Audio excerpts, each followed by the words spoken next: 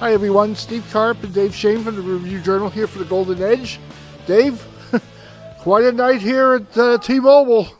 Once again, the Knights with a flair for the dramatic, and they find a way to win in overtime 3-2 over the St. Louis Blues in a game where they were badly outshot and badly outplayed.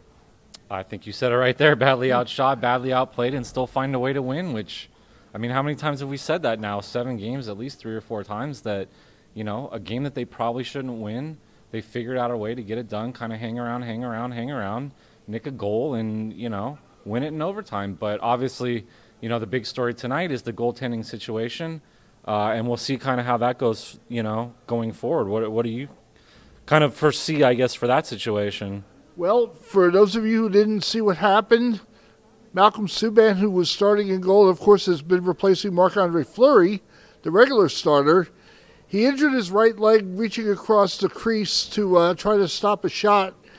Midway through the third period, he had to leave the game. And Oscar Dansk, who had just been recalled from Chicago on Thursday and never played in the NHL, comes in, lets in the first shot he faces from Alex Pietrangelo, who's obviously one of the better players in the league.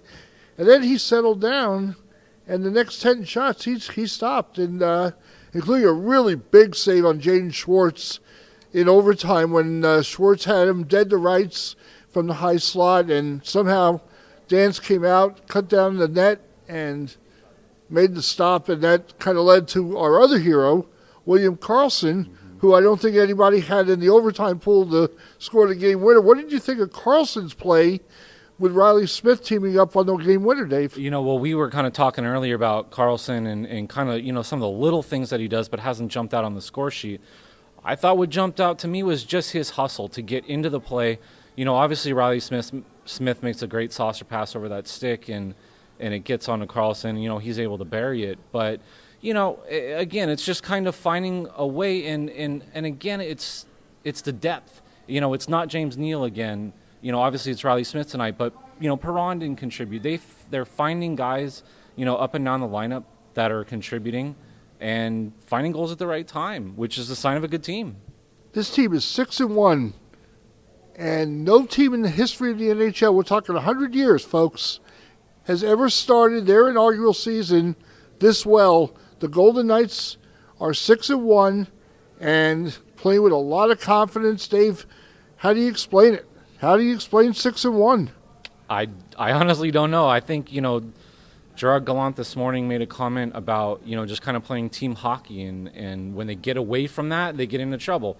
I think maybe there were some spurts tonight where you saw that, especially in the first period. I thought they let St. Louis get a lot of speed, a lot of shots, a lot of chances.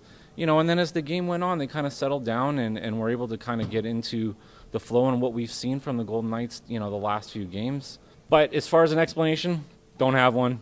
I don't know. I'll give my Jeff Spicoli. I don't know.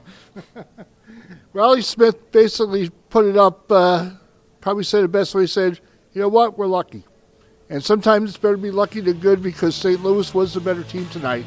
You can read all about what happened here at T-Mobile in the Review Journal and online at reviewjournal.com. For the Golden Edge, I'm Steve Carp. This is Dave Schoen.